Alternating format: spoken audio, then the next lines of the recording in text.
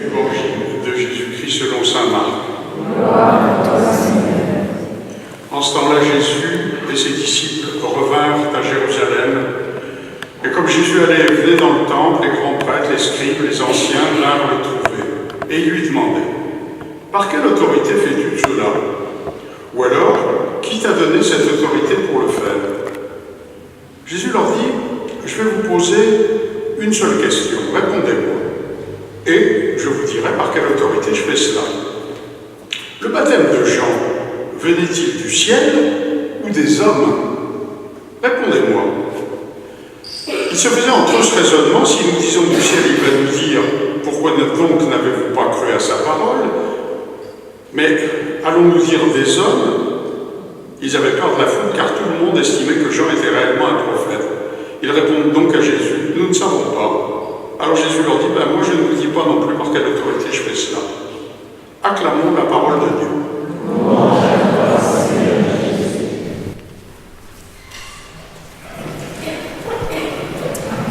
Chers frères et sœurs, quelques mots sur ces trois textes: le texte de Jude, le psaume, et bien sûr l'évangile.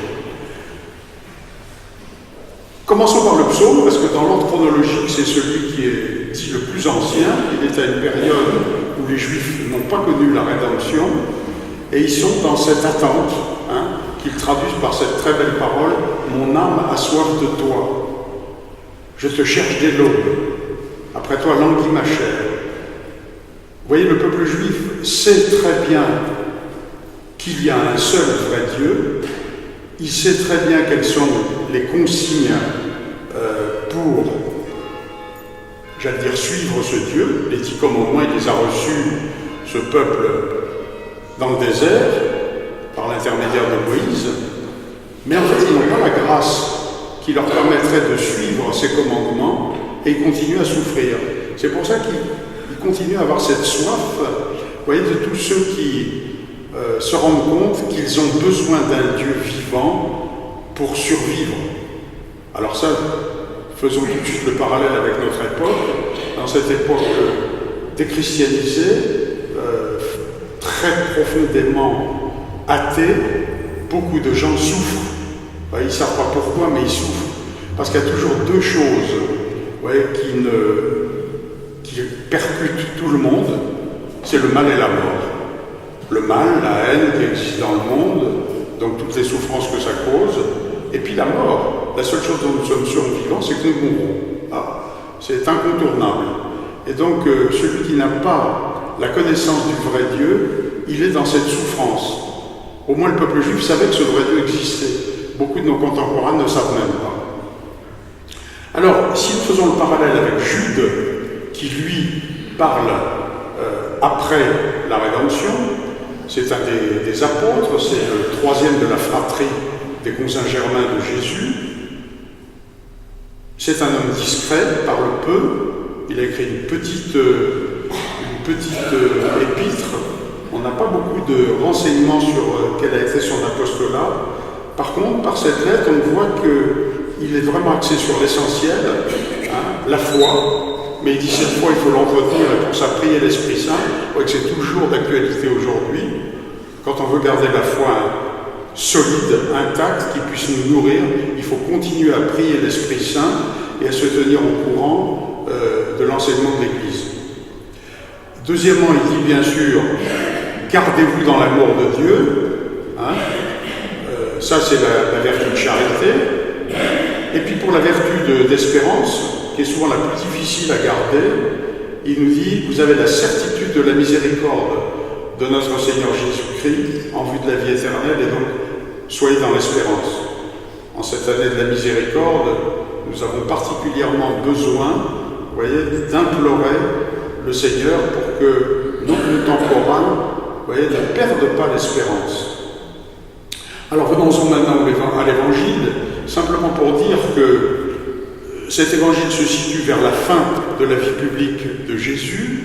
Jésus revient régulièrement à Jérusalem, il est déjà fiché par les anciens, interdit d'enseigner dans les synagogues, il va régulièrement de l'autre côté du Jourdain pour rester un peu au calme, se protéger, Et puis il revient régulièrement au temple, et là, chaque fois, il a les autorités locales qui cherchent à le piéger, et en même temps, ils sont très prudents parce qu'ils savent que la foule est dans l'admiration de Jésus, et ils ont peur de se faire eux-mêmes lapider.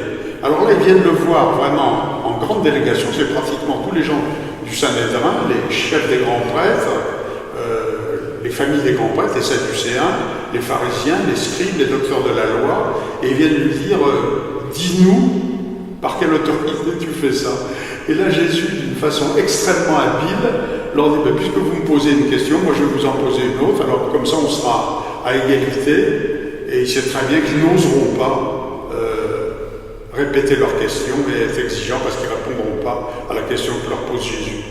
Jésus a été l'objet, à partir du premier événement qu'il a lui-même créé en chassant les vendeurs du temple, la première année de sa prédication, la première fois qu'il est venu à Jérusalem pour la Pâque, il a chassé les vendeurs du temple. À partir de ce moment-là, il va être poursuivi par la haine vigilante de tous, les chefs religieux, et ça se terminera dans la salle de Caïphe, le jeudi saint, au soir, où là il sera condamné à mort. Condamné à mort, après ça ils iront bien sûr demander aux Romains la permission qu'il soit exécuté, mais vous voyez, c'est une haine vigilante qui a poursuivi le Seigneur pendant 3 années complètes, où il a été en permanence l'objet des attaques haineuses des chefs religieux de son époque. Eh bien, c'est une leçon pour nous, parce que nous sommes souvent en but, nous aussi, aux attaques haineuses des ennemis de la foi catholique. Eh bien, j'allais dire, il n'est pas interdit d'être habile, et Jésus nous montre qu'on peut être habile dans la manière de résister à ces attaques, et en même temps, il faut savoir que nous serons toujours sous la menace potentielle du martyre, puisqu'ils ont, les hommes ont exécuté notre Sauveur, ils ne se feront pas faute d'exécuter un certain nombre d'entre nous. Quand on lit d'ailleurs le procès de Jeanne d'Arc, dans les détails, on voit que, comme le Seigneur l'avait annoncé à ses apôtres, l'Esprit Saint est toujours très présent quand on est en but aux ennemis de la foi et qu'on trouve les réponses. Jeanne d'Arc a été éblouissante, et vous voyez que son maître lui avait donné la leçon dans la finesse pour résister aux attaques violentes de ses ennemis.